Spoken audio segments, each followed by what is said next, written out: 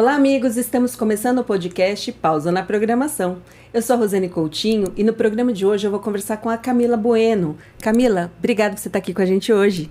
Eu que agradeço, Rô. É um prazer enorme estar aqui com vocês. Estou muito feliz com o convite. Obrigada. Eu vou apresentar oficialmente a Camila para vocês conhecerem melhor. Esse ano a Camila completa 10 anos de trabalho na área de informática, sendo que desses 10 anos na mesma empresa, uma das maiores fabricantes de software do mundo. Nesse período, a Camila trabalhou em áreas como SAM, Solution Assessment e nos últimos anos tem se dedicado a desenvolver estratégias de crescimento e vendas para revendas. A Camila é formada em engenharia ambiental. Camila, engenharia ambiental, que interessante! É uma história muito doida, porque engenharia ambiental também nem foi a minha primeira opção. Eu comecei a fazer faculdade de Direito por um ano, aí parei, porque engravidei. E aí, quando eu voltei a estudar, eu me formei em engenharia. Mas nunca trabalhei na área, sempre trabalhei em outras coisas, até que a vida foi me levando para o mundo de tecnologia. Só que hoje isso tem tudo a ver, né? O que a gente mais fala? Né? Como que você compensa a carbono? E isso é um tema que hoje está muito latente, está todo mundo preocupado com isso. Sim, então, a sua experiência nessa área, agora, né? Como as coisas transformam, né, Cá? Transformam. Quando eu comecei a faculdade, uma das perguntas que me faziam era assim, mas você vai trabalhar com o quê? Porque as pessoas achavam que era só olhar para a árvore, natureza, né? Não, e tinha uma série de coisas. E hoje é um tema super atual em qualquer empresa que você trabalhe, né? Então, em tecnologia, a gente está preocupado em ajudar as empresas a controlarem isso. Em qualquer segmento, logística, manufatura, farmacêutica, são empresas que estão preocupadas com isso e como manter a nossa vida mais saudável. Né? Olhando para o futuro da humanidade, né? Porque se a gente continuar produzindo lixo que a gente produz, se a gente continuar gerando a poluição que a gente gera, talvez para a gente não, mas para os nossos netos, né? Isso tem um efeito não muito bacana, né? Exatamente. Mas olha, bacana isso. Conta pra gente como é que você começou a sua jornada na área de tecnologia. Essa é uma história interessante, né? Porque eu nem sonhava em trabalhar com tecnologia. A minha família, minha irmã, meu cunhado já estavam no mercado, meu marido também, formado em ciência da computação. Então, a tecnologia já rodeava o meu dia a dia, mesmo que de forma indireta. Mas eu nunca tinha trabalhado e nunca tinha nem pensado em trabalhar com tecnologia. Eu trabalhava numa factory na época, tinha trabalhado em um monte de outras coisas, assim, construtora, telemarketing, tudo que você possa imaginar que pagasse minhas contas, eu trabalhava, né? Falava, não é ilegal, não é imoral e não tô lesando ninguém, tá pagando minhas contas, tá legal. E aí eu trabalhava numa factory, numa área que era de cobrança contenciosa, que é quando já passa do limite, né? A empresa devia muito para factory. Então a gente tinha uma área que a gente chamava contencioso, na verdade. E aí, ali a gente fazia levantamento do que a empresa tinha no nome dela e que a gente pudesse usar, caso necessário, uma ação judicial.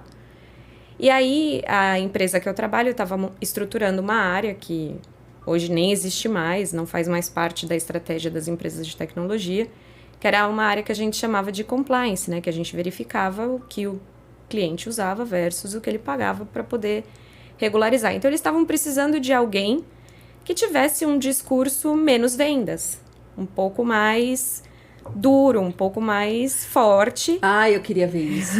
Você falando duro. Eu falando duro. Isso é engraçado, né? Porque tem gente que me acha super brava, tem gente que não me acha, mas enfim.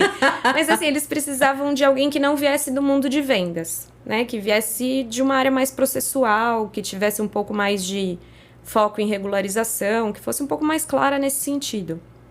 E aí eu entrei na empresa. E obviamente o que me colocou na empresa 10 anos atrás não me colocaria hoje, porque os objetivos mudaram, a forma de trabalho mudou, o mundo de nuvem revolucionou a forma como os grandes provedores se posicionam. Então, o que me colocou no mercado de tecnologia 10 anos atrás, ele não serviria hoje para me colocar. E isso foi muito interessante, porque na hora que eu entrei na empresa e que eu entendi o que era o mercado, o impacto, o tamanho do ecossistema que a gente movimenta, cliente, empresa, e todas as oportunidades que eu tinha na minha frente, eu falei, putz, agora eu entendo o que é uma carreira, o que é ter uma vida profissional e não um trabalho, né?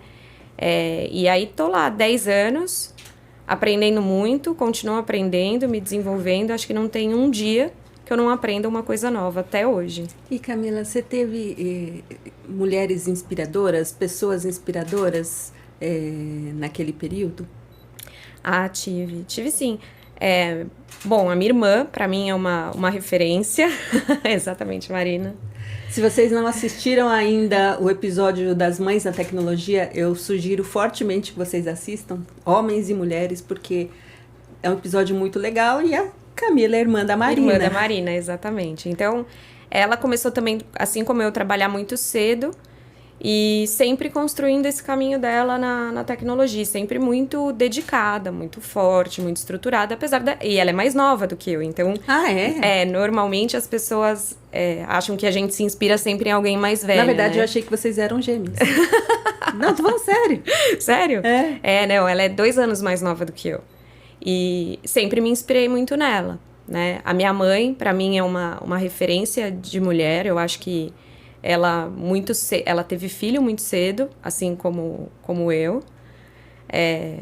Com 19 anos, ela foi mãe. 2 anos depois, tinha minha irmã. E criou a gente, assim, sabe? Batalhando, ralando muito. A gente estudou em colégio particular, porque ela saiu de casa para trabalhar, pra gente estudar em colégio particular. Então, assim, minha avó, que revolucionou a família dela por conta de um amor. Então, assim, dentro da minha família, a gente tem presenças de mulheres muito fortes.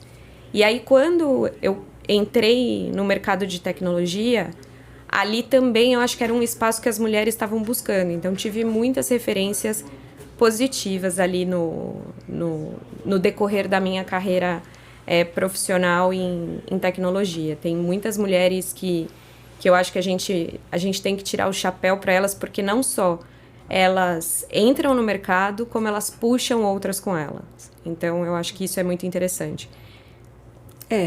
E nesse caminho, Cá, quais foram, assim, alguns desafios que você teve? Porque você falou que você não entendia o que as pessoas falavam, então você ralou, né? Imagino que você ralou muito. Ralei bastante, ralei muito. Assim, ali foi a oportunidade da minha vida, tá, Rô? Quando eu entrei nessa empresa que eu tô hoje, foi realmente a oportunidade da minha vida. Foi onde não só a minha vida profissional mudou, mas a minha vida mudou. A minha pessoa mudou. A Camila como mãe mudou. A Camila em todos os aspectos, né? Então, pra mim, foi uma mudança muito grande. Então, ao mesmo tempo que eu tive que ralar muito, pra mim fazia muito sentido aquilo. Porque era isso, era a oportunidade de mudar de vida. Eu comecei a trabalhar muito cedo, com 16 anos. Então, igual eu falei, tive vários empregos nesse meio tempo, que eram única e exclusivamente para pagar conta. A conta que eu fazia era, eu preciso ganhar tanto, porque eu tenho que pagar minha faculdade, eu tenho meu filho para sustentar, tenho que ajudar a minha mãe em casa, então eu preciso ralar, preciso trabalhar. Então sempre foi essa roda, trabalha, paga conta, trabalha, paga conta. E quando veio a oportunidade de trabalhar numa empresa grande, que me desse essa possibilidade, foi muito fácil focar no benefício que aquilo me trazia e não no trabalho que eu tinha que ter. Então, de novo, minha irmã ia para minha casa de final de semana me ensinar sobre o básico, o beabá do que era a tecnologia, o mercado, o que significava, o que as empresas estavam vendendo. Então, passei vários finais de semana estudando. Meu marido me ajudava muito na questão do que os clientes precisam, porque ele está na outra ponta, ele está no mercado consumidor daquilo que a gente vende. Então, ele vai me falando a realidade, o que é aplicável, o que não é aplicável. Então, assim, eu tive muita ajuda, né? Então, não posso nem dizer que foi só esforço meu. Muita gente me ajudou a chegar aqui. Ah, tá. É sorte, né? É sorte nada, gente. Ela é sensacional. Cá, no seu dia a dia, hoje você faz um trabalho de gerenciamento de parceiros, né? Conta pra gente um pouquinho como é que é o dia a dia de um PDM. Olha, tem muito desafio, né? Eu acho que tem muita coisa que a gente precisa sempre pensar muito antes da gente sair falando, né? Assim, eu gosto muito, era o meu objetivo, desde quando eu entrei na empresa, que eu comecei a conhecer um pouco, tudo que eu fui fazendo para me desenvolver, para me colocar num caminho, era porque eu queria trabalhar com parceiros. Porque eu acho que é uma forma de você entender de outros negócios, entender a outra ponta que está sendo impactada, sabe? Então, para mim é muito gratificante trabalhar com parceiro. E vem uma responsabilidade muito grande, porque eu preciso posicionar a estratégia da empresa que eu trabalho, entendendo o DNA e respeitando o DNA de cada uma das outras empresas com quem eu estou falando. Então, eu me sinto algumas vezes meio que parte da equipe de todos esses parceiros com quem eu trabalho. Porque eu preciso entender qual o objetivo, onde eu ajudo a impactar, onde eu ajudo a mostrar relevância. Porque senão, se a gente não consegue acertar isso, se a gente não lembra que são realmente duas empresas diferentes e que nesse momento não tem relação de hierarquia, são parceiros, a gente se perde na conversa. Então, eu acho que o mais gratificante é isso, é quando eu consigo acertar essa mensagem e esse caminho com os parceiros, sabe? É muito legal. E, Cá, como é que você equilibra essa equação? Porque empresas diferentes, DNAs diferentes mas eu entendo, é um objetivo só, né? A gente, na verdade, quer impactar pessoas, quer vender mais, né? Quer ganhar dinheiro. Ganhar dinheiro. Muito bom. Fazer as pausas na programação. Fazer as pausas, umas viagens. Então, mas como é que você equilibra isso? Porque são empresas diferentes, né, Cá? São. E é realmente muito difícil. Eu acho que a gente tem um papel interessante, como a gente está nesse... A gente é a intersecção, né? A área que eu tô hoje é a intersecção entre o fabricante e as revendas. E aí a gente precisa ficar achando esse ponto em comum o tempo inteiro e trazendo isso para dentro. Trazendo isso para que todo mundo entenda da mesma forma, posicione da mesma forma. E é muito legal quando a gente consegue fazer isso. Que a gente entende, assim, eu consigo mostrar para o parceiro como trabalhar comigo e eu consigo mostrar para minha empresa como trabalhar com parceiro. E aí a gente consegue ser bem sucedido, aí a gente consegue crescer, porque no final das contas é o que você falou, o objetivo é o mesmo. Ninguém tá sentado esperando alguém mandar fazer alguma coisa, né? Então tá todo mundo trabalhando para vender mais, para se posicionar melhor. Então eu acho que o maior desafio é esse, é você conseguir unificar os sensos de urgência. Então quando você consegue, aí funciona. Mas aí, Cá, como é que você ajuda nesse sentido? Porque, por mais que a gente, né, tem o nosso propósito e tal, todo mundo quer ganhar dinheiro. Então, como ganhar dinheiro com um fabricante, na sua opinião? Putz, essa é a pergunta de $1 milhão, né? Essa é a pergunta de $1 milhão. Porque não tem uma equação única. Eu acho que cada empresa, cada revenda, cada fabricante, ele vai ter o seu DNA. Eu acho que o principal ponto é você não esquecer quem você é. Assim como a gente, como ser humano, né? Eu acho que quando a gente se depara com uma série de questões e oportunidades, a gente pode escolher mudar para se adequar ou manter a nossa essência. Então, eu acho que nessa equação de parceria é a mesma coisa. É como que eu consigo me posicionar sem perder o meu DNA, sem perder quem eu sou, né? Porque eu não tenho que mudar para agradar. Eu sou uma empresa com o meu objetivo e dentro desse objetivo crescer a parceria faz parte. Então, Eu imagino assim, do que você está falando, não adianta se eu sou uma empresa que é enterprise, eu querer vender para o SMB. Vai doer muito fazer isso, né? Exatamente. Ou assim... Ou o contrário, né? Uma SMB vai querer vender para o enterprise. Ou eu não tenho como objetivo trabalhar com uma determinada solução. E aí eu começo a querer me desenvolver, criar algo para me adequar àquilo que eu tô vendo que é tendência. Mas se é tendência e não faz parte do meu objetivo... E sem se preparar, sem me preparar, vezes, né? Então, assim, eu acho que saber falar não, saber se posicionar... Eu acho, algumas vezes, eu me vejo numa situação que muitas revendas começam a enxergar o fabricante, que foi o que eu falei, não tem hierarquia. Mas em alguns momentos... Eu vejo que o parceiro, ele começa a enxergar o fabricante numa posição mais alta. E, na verdade, não é. Não é assim. São empresas diferentes que trabalham juntas. Então, não tem problema falar não, desde que aquele não tenha um contexto. Se isso vai me tirar do foco daquilo que para mim é prioridade e aquilo que para mim vai me trazer retorno, não faz sentido. E pode ser que num futuro... médio, longo prazo, faça sentido. E aí, então, como que a gente faz um caminho para se desenvolver e trabalhar naquilo corretamente? Não simplesmente falar sim porque estão falando que é tendência. E aí que é a chance para não dar certo, né? Cá, nesse sentido, como é que você entende que a revenda se mantém atualizada? Eu acho que tem, assim, lógico, estar conectado com os fabricantes, com quem eles trabalham é super importante, porque no final das contas, eles que estão determinando o que vai entrar no portfólio, né?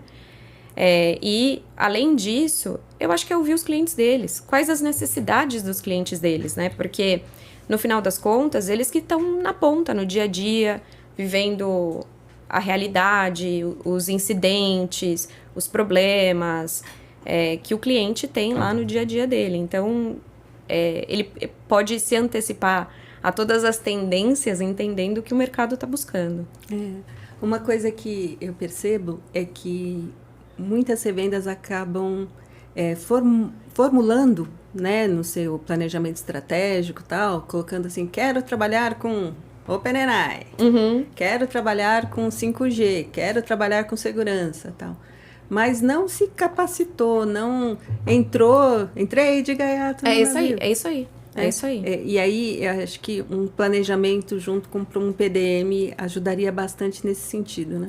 Eu acho que ajuda, né? E principalmente entender onde eu quero chegar. Quando eu falo, eu quero trabalhar com OpenAI, eu quero trabalhar com, sei lá, segurança. O que especificamente? Né? O que você quer posicionar? Como que você quer que a sua empresa seja conhecida? Não só para mim, como fabricante, mas para os seus clientes. O que você busca? Por que isso para você é importante? Porque aí, se você consegue posicionar isso pro seu canal de comunicação com o fabricante, fica fácil dele traduzir como ele ajuda você a se posicionar. Agora, se vem muito amplo, eu quero trabalhar com OpenAI. Por quê? Porque é isso aí, né? Tá em todo lugar. Aí fica difícil da gente conseguir tangibilizar em alguma coisa real. Porque é muito amplo o negócio, né? Então, tem um caminho, mas para mim é isso. É assim, o teu DNA, a tua empresa. Como que você quer que o mercado enxergue a sua empresa? E não só eu. O mercado, porque a partir do momento que você sabe como você quer ser conhecido, eu consigo traduzir isso para onde eu tô. Então, eu acho que esse é o ponto. Nossa, que dica maravilhosa. Cá, a gente está chegando no final da nossa conversa de hoje e eu queria saber de você, como é que é o seu momento pausa na programação? Porque imagino que ficar, né, trabalhando com estratégia é um negócio assim que é bastante mentalmente desgastante. Como é que é o seu momento pausa? Como é que você relaxa a sua... Eu tenho muitas pausas, sabe, Rô? Assim, se tem uma coisa que eu prezo muito é o equilíbrio na vida pessoal e profissional. Eu costumo dizer que, assim, a hora que eu sento pra trabalhar, eu tô muito focada naquilo. Mas a hora que eu vou pro meu momento relax, eu também tô muito focada naquilo. Então... Você é uma pessoa dedicada. Sou. Então, assim, lógico, tem os desafios do dia a dia, Mas eu gosto muito de sair com meu marido, com meu filho. Tô sempre com a minha irmã, com os meus sobrinhos, com meu pai. Então a gente sai muito pra jantar. Continuo indo pra balada até hoje. 40 anos e continuo indo pra balada. Vou com meu filho agora, né? Vou com meu filho. Eu arrasto ele pra balada. E aí... Então, Mas assim, você foi mãe bastante cedo, né, cara? Fui, com 19. Assim como minha mãe, com 19 anos. E aí, hoje eu dou graças a Deus. Durante o começo foi muito difícil, porque eu era muito nova, então não tinha...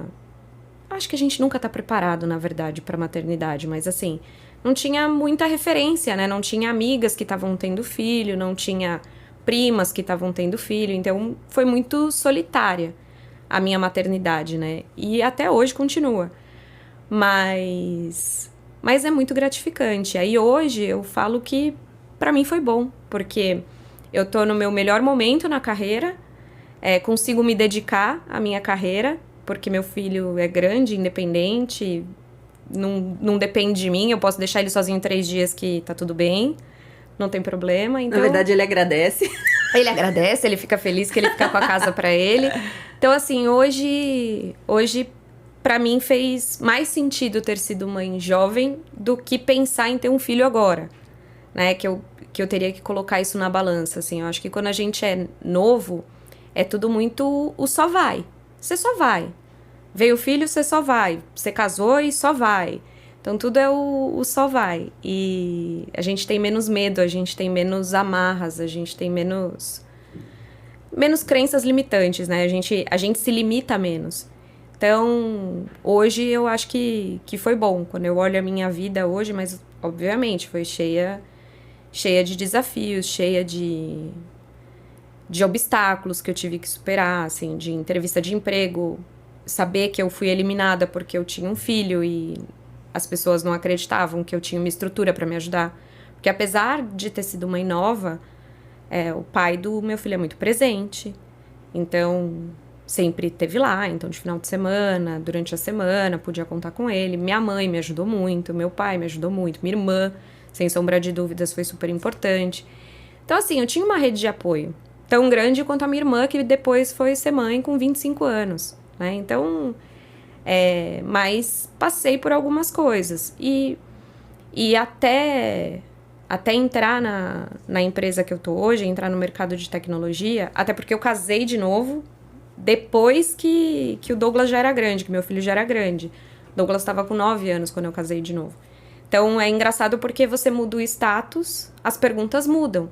Porque ninguém quer saber, assim, você tá casado, você tem um filho, então o filho é do marido, né? Mas ninguém se preocupa com isso, que não é. Ninguém pensa em perguntar que não é. Então, quando eu entrei no mercado de tecnologia, eu tinha casado já com meu marido atual, e o meu filho tava com 8 anos, mais ou menos, quando eu entrei. E aí, com 30 não era estranho eu ter filhos, ser casada, então as pessoas não perguntavam tanto. Então, os maiores obstáculos foram antes de entrar no mercado de tecnologia.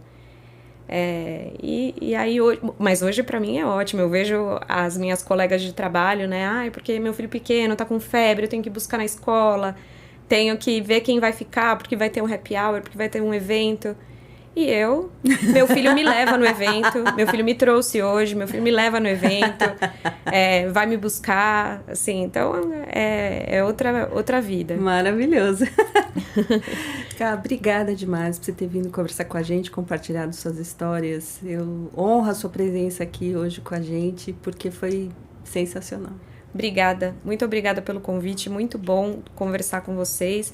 Espero que o pessoal goste também aqui do que a gente conversou. Se inscreve no canal, ativa o sininho, deixa o seu like. Divulguem para os amigos.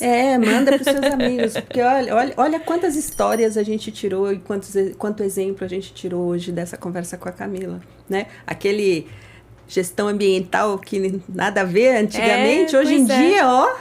Pois é, hoje está em alta, todo mundo tem uma opinião sobre isso. Né? Vários insights a partir disso. Obrigada, Rô. Espero que vocês tenham gostado. Tchau, tchau.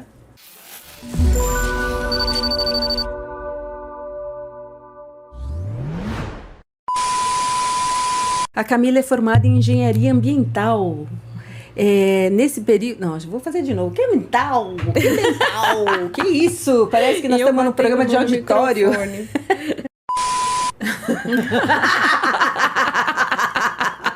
Aqui a gente não tá vendo nada.